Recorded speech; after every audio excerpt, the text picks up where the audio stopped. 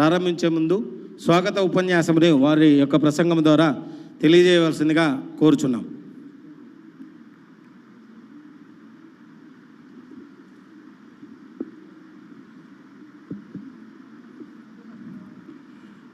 నేను ఏ జన్మలో ఏ పుణ్యం చేశానో తెలియదు, కానీ ఈరోజు మీ అందరినీ కలుసుకునే భాగ్యం నాకు భగవంతుడు ప్రసాదించాడు. మహేష్ చందర్ భరద్వాజ రూపాన ఈ భూమి మీద ఉనికిని ప్రసాదించిన భగవంతునికి, జన్మనిచ్చిన తల్లిదండ్రులకు, పెంచి పెద్ద చేసిన మాతామహులు పితామహులకు, విద్యాబుద్ధులు నేర్పిన అనేక మంది గురువులకు, మనస్ఫూర్తిగా ఆశించిన శ్రేయస్సు కోరిన అనేక మంది వేద పండితులు, సిద్ధాంతులు, శృంగేరి జగద్గురులకు నా పాదపద్మలతో ఈ సభకు ఎంతో దూరం నుంచి వచ్చేసి వర్షం పడుతున్నా కూడా నా మీద అభిమానంతోనో జ్యోతిష్యం మీద అభిమానంతోనో వచ్చినందుకు మీకు ప్రప్రథంగా మీ అందరికీ నమస్కారాలు, స్వాగతం, సుస్వాగతం. ప్రతి మనిషి 3 రుణాలతోని పుడతాడు. పితృరుణం, దేవరుణం, ఋషి రుణం. పితృరుణం అందరు చేస్తారు, దేవరుణం కూడా దాదాపు అందరు చేస్తుంటారు. కానీ ఋషి రుణం మాత్రం తీర్చుకునే భాగ్యం భగవంతుడు నాకు ప్రసాదించిందంటే అది కేవలం ఇలాంటి గురువులు అందించిన విద్యనే. ఇలాంటి విద్య ఒక మామూలు రాయిలాగా ఉన్న నన్ను వారి యొక్క విద్యాన దానంతో నాలో కాస్త చైతన్యం కలిగించిన అనేక మంది గురువులు, ఆ గురువులలో అత్యున్నత స్థానాల్లో ఉన్నవాళ్ళు నా మదిలో, సమాజంలో, ఈ రంగంలో ఉన్న అందరికీ అత్యున్నత స్థానంలో ఉన్న గురువులు నేటి నా కార్యక్రమానికి వారి విలువైన సమయాన్ని వెచ్చిస్తూ రావడం నిజంగా కూడా మనస్ఫూర్తిగా వారికి సాష్టాంగ ప్రణామాలు, చాలా చాలా కృతజ్ఞతలు. అయితే ఇక్కడ ప్రతి మనిషికి కూడా ఏ వృత్తి చేసుకోవాలన్నా, ఏలాగా చేయాలన్నా, ఏం చేయాలన్నా కూడా వాళ్ళకి అసలు జ్ఞానం అనేది అవసరం. అలాంటి జ్ఞానంలో మన శరీరం, ఒక మనిషి శరీరంలో అత్యున్నత స్థానాల్లో ఉన్న తలకాయ లాంటిది ఈ జ్యోతిష్యం. జ్యోతిష్యంలో లేని శాస్త్రం లేదు.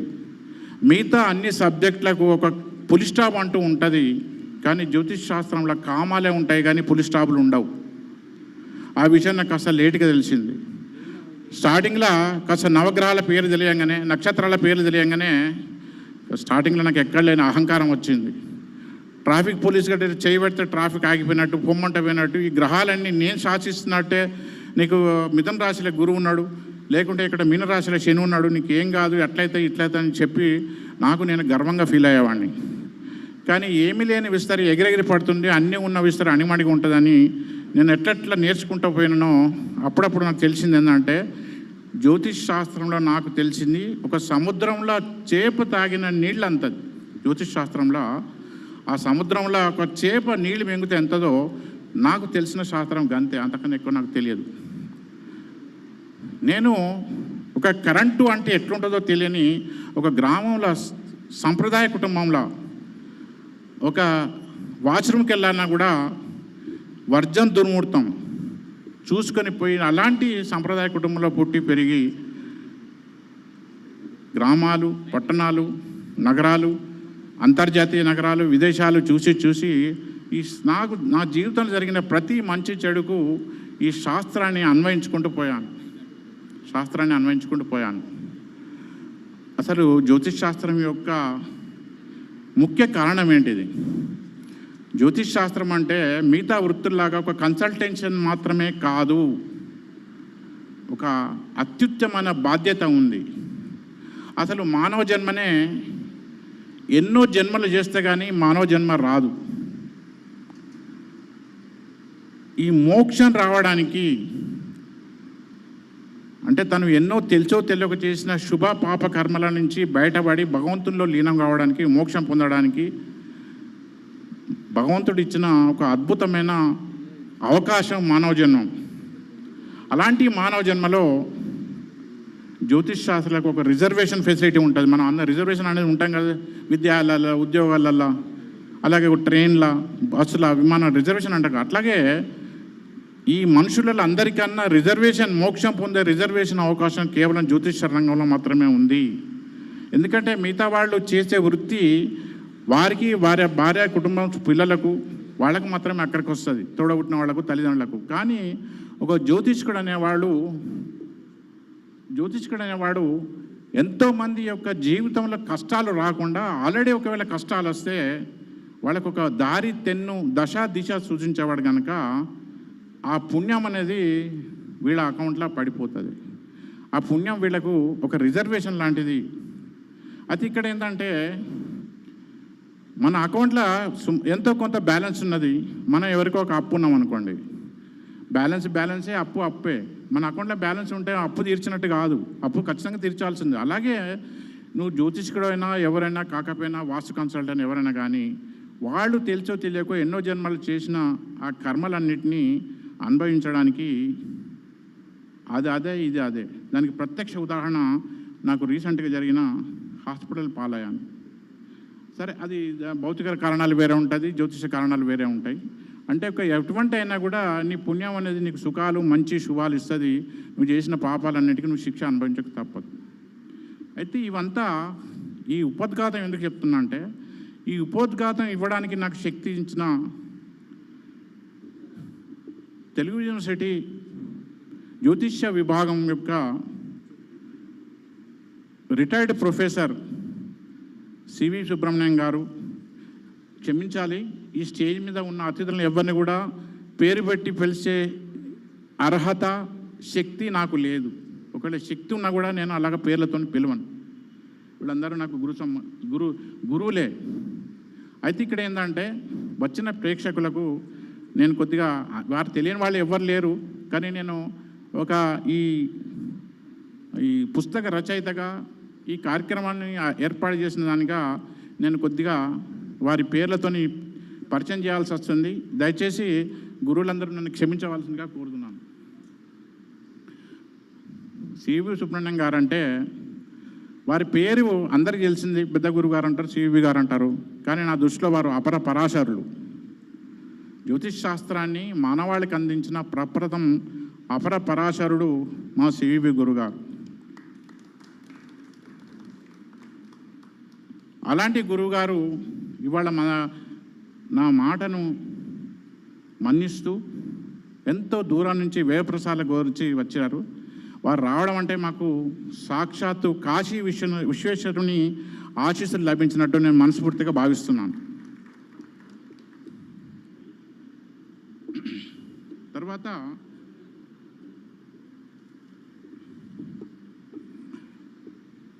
బ్రహ్మశ్రీ పసర్లపాటి బంగారా శర్మ గారు,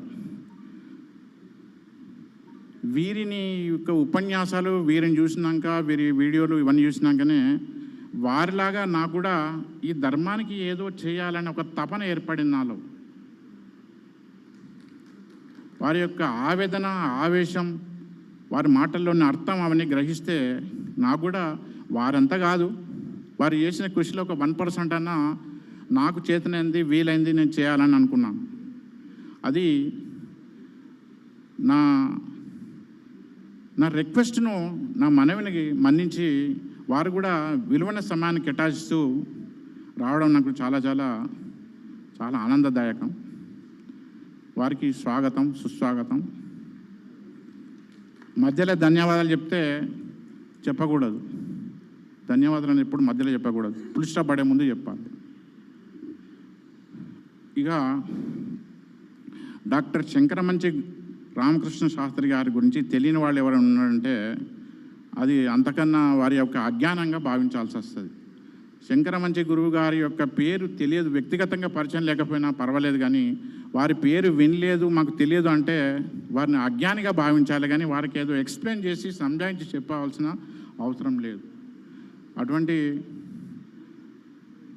పెద్ద గురువు గారు శృంగేరి ఆస్థాన సిద్ధాంతి గారు, వారు కూడా మా ఆహ్వానాన్ని మంచి నా మీద ప్రేమాభిమానులతోని నేను ఎక్కడన్నా దారి తప్పుతుంటే సరి చేసేందుకు, అట్లా కాదు గిట్ల కాదని దరి చేసేందుకు చేస్తుంటారు. వారు కూడా వారి యొక్క విలువైన సమయాన్ని కేటాయిస్తూ రావడం చాలా చాలా ఆనందం, సంతోషం. గురువుగారు తర్వాత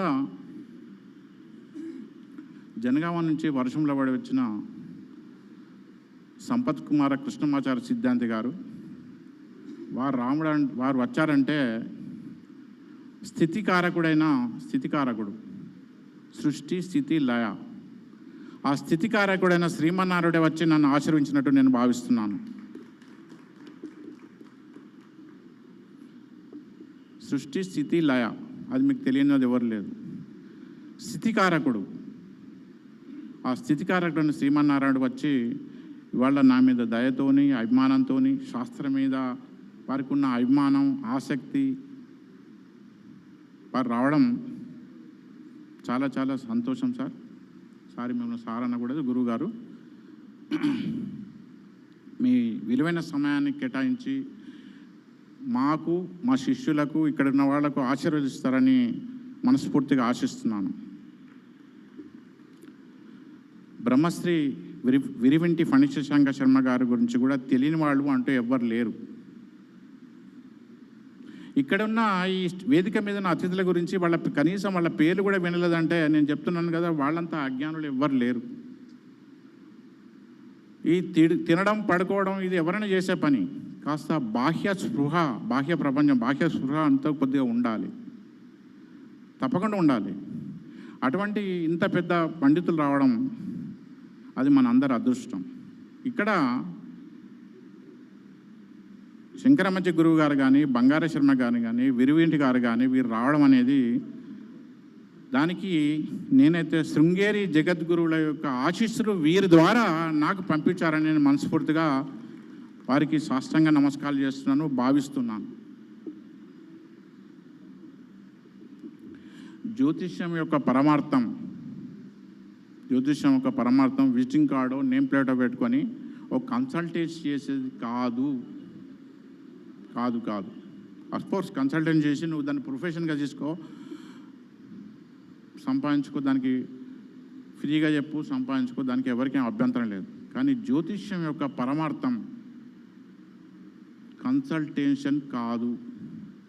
అది నేను భావిస్తున్నాను. ఎవరి భావన ఎలా ఉందో దానికి నాకు సంబంధం లేదు.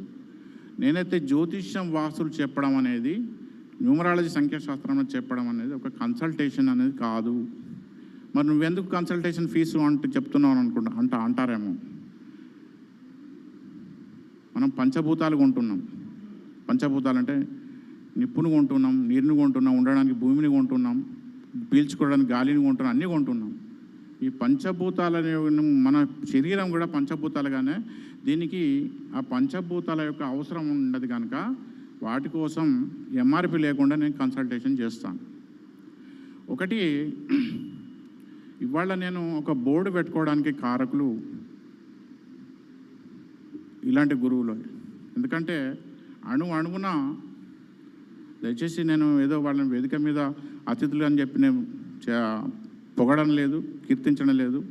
మనస్ఫూర్తిగా కడుపు నుంచి వచ్చిన మాట, కొసనాలుక నుంచి వచ్చిన మాట కాదు. వీరు నాలాంటి వేల మంది శిష్యులను జ్ఞానం ప్రసాదించారు. అది అందరికి చాలామందికి తెలుసు, ఇక్కడ ఉన్న వాళ్ళు సగం మందికి కూడా తెలుసు. జ్యోతిష్యం యొక్క పరమార్థం అనేది ఈ భూమి మీద ధర్మం నిలబెట్టడానికి. వాట్ ఇస్ ద ధర్మం? ధర్మం అంటే ఏంది?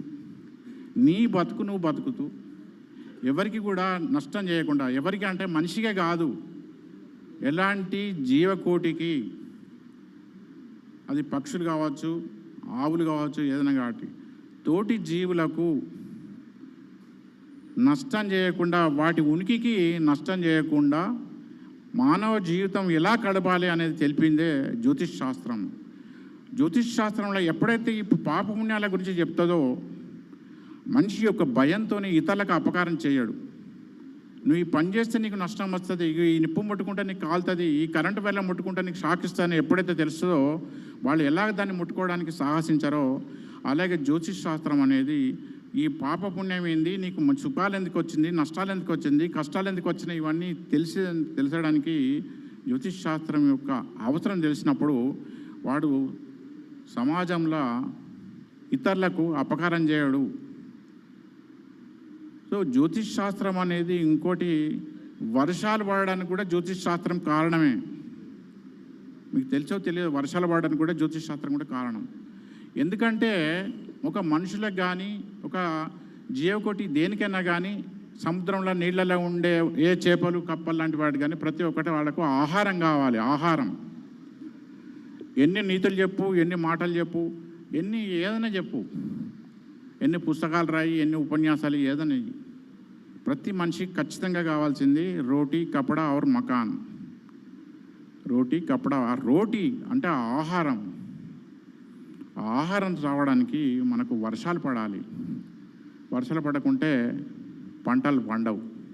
ఇప్పటికే ఈ సంవత్సరం వర్షాలు చాలా లేట్ అయింది, మీ అందరికీ తెలిసిన విషయమే. అంత తిప్పించి కొడితే 2-3 రోజుల నుంచి మనకు వర్షాలు పడుతున్నాయి. ఈ వర్షాలు పడడానికి కూడా ప్రకృతిలో శక్తికి, ప్రకృతిలో ఉన్న ఆ దేవతలు అంటాం మనం. వాట్ ఈస్ ద మీనింగ్ దేవత, what is the meaning of రాక్షసుడు అంటే ఎవరి వలన ఇతరులకు మంచి జరుగుతుందో వాడు దేవుడు, ఎవరి వలన ఇతరులకు అపకారం జరుగుతుందో వాడు రాక్షసుడు. అంతేగాని ఆ సినిమాలలో చెప్పినట్టు ఇట్లా కొమ్ములు ఉండి ఒక పిచ్చి పిచ్చి వేషాలు వేసి పండ్లు బయటకున్నాడు వాడు రాక్షసుడు కాదు. ఎవరిని బాధిస్తాడో, ఎవరి వల్ల సమాజానికి నష్టం జరుగుతుందో,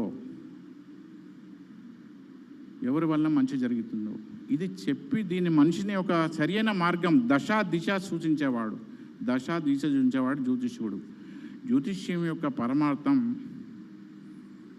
తమకున్న జ్ఞానంతో ప్రజలకు సరియైన దిశ మార్గం నిర్మిస్తూ తద్వారా సమాజంలో ధర్మం నిలబెట్టాలి. ఆ ధర్మం అంటూ ఉంటేనే మనకున్న దేవతలు శాంతించి వాటికి కూడా ఇక్కడ ఉన్న వేద మంత్రోత్సవాలతో, ఇక్కడ ఉన్న హోమాలు, గుళ్ళల్లో పూజలు, పునస్కారాలు, నిత్యం చేసే సంధ్యావందనలు ఇవన్నీ ద్వారా ఇక్కడ అవి వాడి కరుణించి, ప్రకృతి కరుణించి మనకు సకాలంలో వర్షాలు పడతాయి. ఈరోజు మనిషి మీద నేను గమనిస్తున్న దానికి అంటే ఇక ప్రతిదాన్ని నేను జ్యోతిష్ శాస్త్రానికి, వాస్తుకు, సంఖ్యాశాస్త్రానికి మిళితం చేసి ఈ గురువులో చెప్పిన విషయానికి దానికి అన్వయించుకుంటూ నా స్వీయ అనుభవంతో నిర్ధారణ చేసుకొని నేను ఒక కన్ఫర్మ్ చేస్తూ వస్తున్నాను. నా దృష్టికి వచ్చిన ప్రతి విషయం అది నాతోనే అంతం కావద్దు. నా దృష్టిలో వచ్చిన విషయం 38 సంవత్సరాలు నేను జ్యోతిష రంగంలో ఒకటి. ఈ తెలుగు సంవత్సరాలు కానీ ఇంగ్లీష్ సంవత్సరాలు కానీ లెక్క పెట్టుకోకుంటే మన విఘ్నేశ్వరుడు నాకన్నా 13 రోజులు ముందు పుట్టాడు. డేటా ప్రకారం చూసుకుంటే నరేంద్ర మోడీ గారు నాకన్నా 6 రోజులు వెనక పుట్టాడు. సంవత్సరాలు లెక్క పెట్టద్దు, యుగాలు లెక్క పెట్టద్దు. అందుగురించి ఈ భాద్రపద మాసంలో పుట్టిన నేను ఈ సమాజానికి ఏదైనా చెయ్యాలి, ఆ ఋషి రుణం తీర్చుకున్న ప్రయత్నంలో ఇవాళ నాకు ఒక జ్ఞానం అంటూ వచ్చిందంటే ఈ గురువుల ద్వారా వచ్చింది కనుక వీళ్ళందరి ద్వారా నేర్చుకున్నాం. నాతోనే అది అంతమైపోకూడదు. మీ వారసులు లేరా అంటారు నన్ను. నా వారసులు ఎవరు? నా కడుపున పుట్టిన వాళ్ళు ఇద్దరు కాదు. నా దగ్గర శాస్త్రం అభ్యసించిన వాళ్ళు, నా దగ్గర క్లాసులు విన్నోళ్ళు, నా పాఠాలు విన్నవాళ్ళు, నా పుస్తకంలో చదివినోళ్ళు వాళ్ళందరూ నా వారసులే. కడుపున పుడుతున్న వారసులు కాదు. ఒక గురువు యొక్క వారి ఇచ్చిన సంస్కారాన్ని, వారి ఇచ్చిన జ్ఞానాన్ని పాటిస్తూ సమాజానికి అందజేయడమే వారి యొక్క వారసులు మేము. ఇప్పుడు నేను వీరందరికీ కూడా శాస్త్ర ప్రకారంగా నేను వారసునిగా గర్వంగా చెప్పుకుంటాను. గర్వంగా చెప్పుకుంటాను. చాటుకు కాదు, నేటికి కాదు. నా దగ్గరికి ఎవరైనా వచ్చినప్పుడు చెప్తా ఉంటాను. నా దగ్గర ఎవరైనా ఎవరి గురించి ఇంకోళ్ళు విమర్శిస్తే నేను ఒప్పుకోను. నా దగ్గర ఎవరైనా ఇంకోళ్ళ గురించి విమర్శిస్తే నేను అస్సలు ఒప్పుకోను.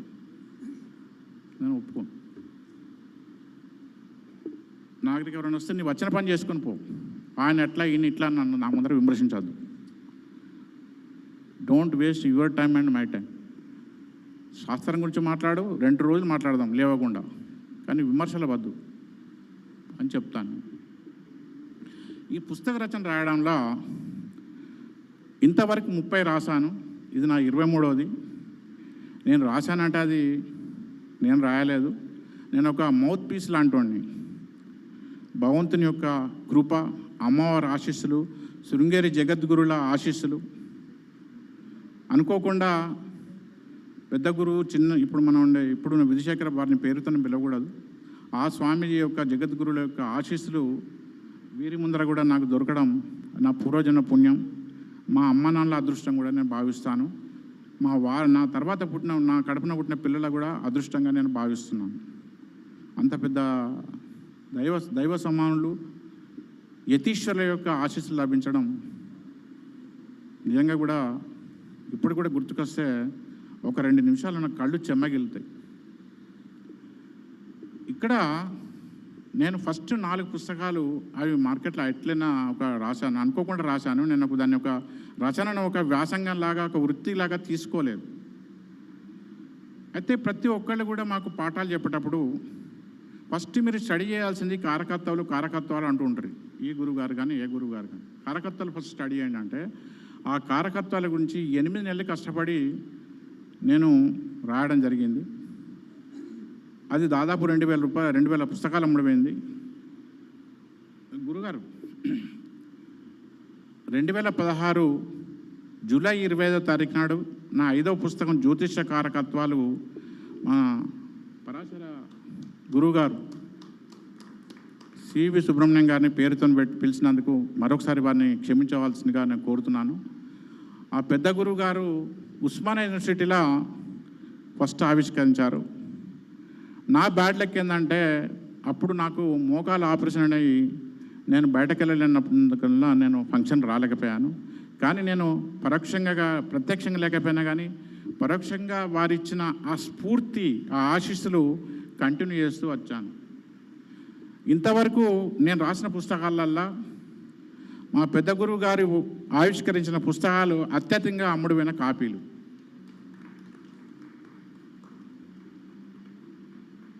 నేను రాసిన పుస్తకాలల్లో అత్యధికంగా అమ్ముడుపోయిన కాపీలు మీ చేతుల విధంగా రిలీజ్ అయిన కారకత్వాలు సార్. మీకు గుర్తుందో లేదో నేను దాన్ని దాంట్లో ఫస్ట్ అభిప్రాయం రాసింది కూడా మీరే గురువుగారు. తర్వాత దాన్ని కంటిన్యూ చేస్తూ పోయాను. అనేక రీసెర్చ్ చేశాను. కారకత్వాలు ఒక్కొక్క కారకత్వానికి 200 కారకత్వాలు ఒక్కొక్క గ్రహానికి. అది దాదాపు 2000 కాపీలు అమ్ముడుపోయింది.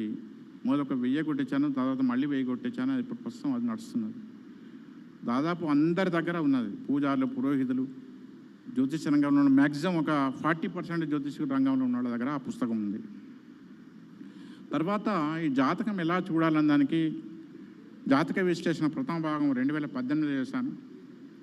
అట్లా కంటిన్యూ చేస్తూ వచ్చాను. ఇవాళ సమాజంలో ఎక్కువ శాతం 2-3 సమస్యలు ఉన్నాయి. వివాహం. ఆ వివాహం అనేది ఎప్పుడు పుట్టింది, ఎందుకు పుట్టింది అనే పుస్తకం అది. వైవాహ జీవనంలో కేవలం జ్యోతిష్యం కాకుండా సంఖ్యాశాస్త్రాన్ని, వాస్తుశాస్త్రం కూడా మిళితం చేస్తూ అది కూడా చేస్తాను. అది కూడా చాలా బాగానే క్లిక్ అయింది. నా ఏ పుస్తకం కూడా ఫెయిల్ కాలేదు.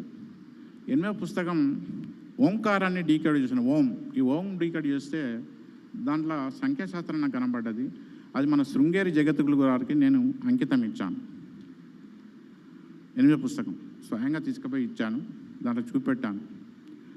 9వ పుస్తకం సనాతన ధర్మంలో ఈ ఆలయం అంటే ఏంది, ఈ దేవాలయం అంటే ఏంది, దాంట్లో నాకు దూచింది, నాకు తెలిసింది ఒకటి మాత్రం, ఏ పుస్తకంలో కూడా నా సొంత పైత్యం లేదండి. ఏ పుస్తకంలో కూడా నా సొంత పైత్యం లేదు. కాకపోతే నా బ్యాడ్ లక్ ఏంటంటే నాకు సంస్కృత భాష మీద అసలు రానందున నేను మీకు దానికి ఆధారాలంటూ నేను శ్లోకాల రూపంగా ఇవ్వలేకపోయాను. అలాగే 10వ పుస్తకం జాతక విశ్లేషణ. స్వస్తిక్ని డీకోడ్ చేస్తే మొత్తం వాస్తు తెలిసింది. స్వస్తిక్ 554 పేజీలు అయింది. స్వస్తిక్ మనం అందరం శుభ్రతు దాన్ని డీకోడ్ చేస్తే 554 పేజీ అయింది. దట్ ఈస్ ద వాస్తు. వాస్తు అంటే 4 గోడలు కాదు, ప్రతిదీ వాస్తే. సో దాని గురించి చేశాను. తర్వాత సనాతన ధర్మం కర్మ సిద్ధాంతం ఒక పుస్తకం చేశాను. కర్మ సిద్ధాంతానికి మన బ్రహ్మశ్రీ బంగారేశ్వర గారు వచ్చారు. ఆ రోజు ఇదే హాల్లో ఇదే స్టేజ్ మీద జరిగింది. ఆ కర్మ సిద్ధాంతం అనేది మన పూర్వజన్మలు ఏంది, అసలు పూర్వజన్మలు ఉన్నాయా, వాట్ ఈస్ ద నెక్స్ట్ జన్మ, అసలు ఏంది ఈ బీజమంత్రాలు ఏంది, ఎట్లెట్లా మనకు ఇది వస్తుంది, ఈ 7 చక్రాలు ఏంది, ఫలాని టైంకే ఎవరో జ్యోతిష్కులు ఎవరో చెప్పినట్టు మన జాతకం ప్రకారం ఆ టైంకి మనకు ఎందుకు వివాహం అవుతుంది, ఆ టైంకే మనకు ఎందుకు దెబ్బలు తాకుతాయి, ఆ టైంలో ఎందుకు ఉద్యోగం వస్తుంది, ఇవన్నీ కారణం ఏందని రాసి దాంట్లో కర్మ సిద్ధాంతం జ్యోతిషం అది కూడా చాలా బాగా క్లిక్ అయింది. ప్రస్తుతం థర్డ్ ఎడిషన్ నడుస్తున్నది. అది థర్డ్ ఎడిషన్ అయినా సెకండ్ ఎడిషన్ అయినా ఏ ఎడిషన్ అయినా దానికి అది నా గొప్పతనం కాదు. దానికి ఫస్ట్ కారణం ఈ పెద్దల ఆశీస్సులే. ఫస్ట్ కారణం. ఒక కరెంటు లేకుంటే లైట్ ఎలా వెలగదో, ఫ్యాన్ ఎలా వెలగదో, పెద్దల ఆశీస్సులు లేకుంటే వాళ్ళు కంటతో ఎదురుగా ఉండక్కర్లేదు. వారు ఎక్కడున్నా, వాళ్ళ పనులు ఎక్కడున్నా కూడా వారి ఆశీస్సులు మన మీద ఉంటేనే, చనిపోయిన మన పితృదేవతల ఆశీస్సులు కూడా మనకు ఉంటే అది మనం ముందుకు సక్సెస్ అవుతాం. ఎందుకంటే ఒక చెట్టు ఎదగాలంటే వేళ్ళు బలంగా ఉండాలి. ఒక ఇల్లు నిలబడాలంటే పునాది బలంగా ఉండాలి. ఒక వ్యక్తి సమాజంలో ఎదిగి ఒక స్టేటస్, ఒక హోదాలో ఉండాలి అంటే దానికి అంతర్గత కారణం, అది బయటకు కనపడదు. ఆ అంతర్గత కారణమే ఇలాంటి పెద్దల గురువుల ఆశీస్సులు. అవి నాకు లభించడం వల్లనే నేను నా పెన్ను వాడుతున్నది. ఇలాగ రాస్తూ వస్తాను. ఇంతవరకు 30 రాశాను. అది మకా నక్షత్రం, కేతు నక్షత్రం, సంఖ్యాశాస్త్ర ప్రకారం 7 నెంబరు. కనీసం 34 రాయాలని ఒక నా ఆశ. ఒక సంకల్పించాను 34 రాయాలని. ఒక పెన్ను ఎంతసేపు పడుతుంది? దాంట్లో ఇంకున్నసేపు పడుతుంది. అట్లనే మీ అందరి అభిమానం, ఇలాంటి పెద్దలు ఆశిస్తున్నప్పుడు నేను రాస్తూనే ఉంటాను. నెక్స్ట్ అతీంద్రియ విజ్ఞానం కూడా పూర్తయిపోయింది, ప్రింటింగ్ దశలో ఉన్నది. ఇలాగా అనేక విషయాలు రాస్తూ ఉన్నాను. ఈరోజు సమాజంలో ప్రతి వ్యక్తి మీద అనేక కారణాల వలన ఆ సింగరేణి కోల్ మైన్స్ వాళ్ళు భూమిని తవ్వుతుంటే బొగ్గు ఎలా బయటపడుతుందో, నేను అలా ప్రతి విషయాన్ని అన్వయించుకుంటూ తవ్వుకుంటూ శాస్త్రాన్ని నాకున్న పరిజ్ఞానంతో నేను రీసెర్చ్ చేస్తూ పోతుంటే ఒక మనిషి మీద ఈరోజు 132 రకాల ప్రభావాలు ఉన్నాయి. 132 రకాల ప్రభావాలు ఉన్నాయి. అందువలన కేవలం ఒక జాతకం పరిశీలన ఏమాత్రం సరిపోదు. వాస్తు ఉంటుంది, ముహూర్తం ఉంటుంది, దేశగోచారం ఉంటుంది, అన్నీ ఉంటాయి.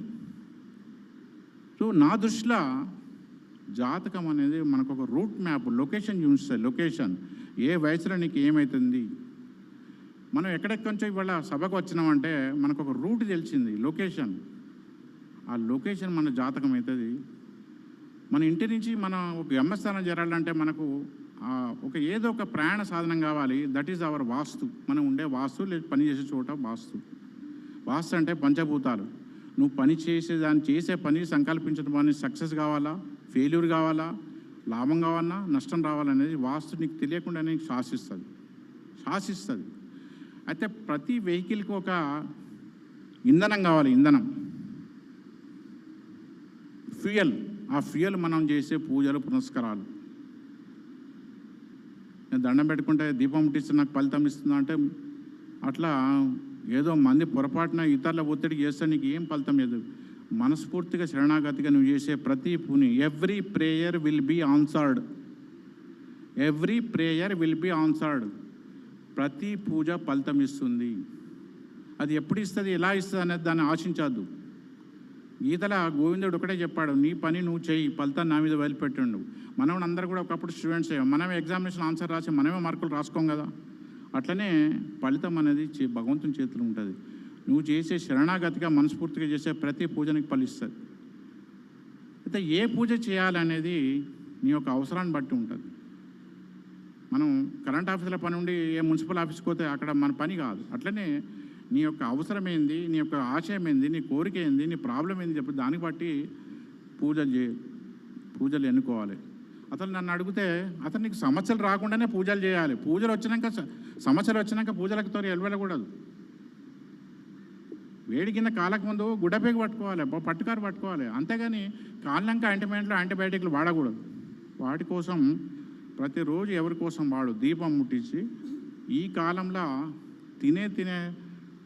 వండుకునే టైం లేక మనం హోటల్ నుంచి ఇక్కంచి తెప్పించుకొని తింటున్నారు జనాలు. అందువల్ల కుటుంబాలల్లో బయట తిండి తినడం వల్ల కుటుంబాలలో ఆత్మీయత, అనురాగాలు ఉండడం లేదు. అయితే దీనికి ఎటువంటి వెహికల్కైనా ఒక స్పార్క్ రావాలి. ఇంట్లో వండుకునే ఇంట్లో వండుకునే గ్యాస్ కూడా మన వంట రావాలంటే ఒక లైటర్తోని స్పార్క్ రావాలి. ఆ స్పార్క్ అనేది మనిషి యొక్క పేరు. స్పార్క్ అనేది మనిషి యొక్క పేరు. ఈ 4 చక్కగా ఉంటే ఎవరితోని కాంపిటీషన్ చేసుకోవద్దు. ఎవరితోని మనిషి కాంపిటీషన్ చేసుకోవద్దు. ఫలానాడు అట్లున్నాడు, ఈయన ఇట్లున్నాడు, నేను ఇట్లున్నాను, ఈ ఏడుపులు పనికిరావు. నీ పని నువ్వు మనస్ఫూర్తిగా అంకిత భావంతో చేయి. ఇంకొకటి, ఎందుకు అంకిత భావంతో మనం ఒక డెడికేటెడ్నెస్ అంటే, ధర్మానుకున్న 4 పాదాలల్లో ఒకటి మనస్ఫూర్తిగా అంకిత భావంతో నీ వర్క్, నీకు ఏ పని దొరుకుతుందో దాన్ని కాస్త కాన్సన్ట్రేషన్ చేసి సక్సెస్ చేయి. సక్సెస్ చేస్తే ప్రపంచం నేను గుర్తిస్తుంది. ప్రపంచం గుర్తించినప్పుడు నీకు 4 పైసలు వస్తాయి. అష్టాభావం అనేది ఎదుటోళ్ళ డబ్బు. వాళ్ళ పైసలు రావాలంటే 7 నుంచి 2వది 8వ భావం. ఎదుటోడి నుంచి మనకు డబ్బులు రావాలంటే వాడు ఇచ్చిన మనకు అవకాశాన్ని సద్వినియోగం చేసుకోవాలి. అలాగా నాకున్న ఈ ప్రస్తుతం ఈ ఋషి రుణం తీర్చుకునే ప్రయత్నం చేస్తున్నాను. పరాశరు నుంచి వచ్చిన జ్యోతిష్ శాస్త్రాన్ని, ఇలాంటి ఋషుల వీరందరూ నా దృష్టిలో ఋషులే. వారికి పేరు ఏదైనా ఉండని, కానీ వీళ్ళందరూ నా దృష్టిలో ఋషులు, ద్రష్టలు. వీరి ద్వారా విన్న నేను, నా బుర్రలకు ఎక్కిందండి, హార్డ్ డిస్క్లో ఎక్కింది, అది నాతోని పోకూడదు, సమాజానికి అందించాలి. దాన్ని వాడుక భాషల అచ్చమైన తెలుగులల్లా ఎటువంటి ఇంగ్లీష్ పదాలు వాడకుండా వ్రాస్తుపోతున్నాను. ఒక కరెన్సీ మనీ అంటే ఎప్పుడు పుట్టింది, ఒక స్త్రీ జన్మ అంటే ఎందుకు వస్తుంది, ఇలాగ మొత్తం A to Z ప్రతిదీ రాసుకుంటూ వస్తున్నాను. అందులో ఇప్పుడు నా నెక్స్ట్ వచ్చేసి 24వది అతీంద్ర విజ్ఞానం. తర్వాత నేను త్వరలో 67 సంవత్సరాలు దాటి 68 సంవత్సరాలు అడగబెట్టబోతున్నాను. తర్వాత నా సంస్థ స్థాపించి, భరత రాష్ట్రం స్థాపించి 10 సంవత్సరాలు అవుతుంది. ఈ పుస్తకావిష్కరణ 3 కలిపి మరొక సభ పెట్టే ఆలోచనలను ఉన్నాను. అది సక్సెస్ కావాలంటే మీ అందరి అభిమానం, పెద్దల ఆశీస్సులు నాకు కావాలి. ఇక్కడ ఇంకొకటి చెప్పేది ఏంటంటే, నేను అందరికీ లోకల్లో అందుబాటులో ఎప్పుడైనా ఉంటారు. ఈ పెద్దలు మీకు అందుబాటులో దొరకడం చాలా చాలా కష్టం. అది మీకు అందరికీ తెలిసిన విషయమే. వారి యొక్క ఆశీస్సులు, వారి యొక్క అభిప్రాయం, వారి యొక్క పరిశోధనలు, విజ్ఞానం వారి మాటల్లో మనం వినాలి.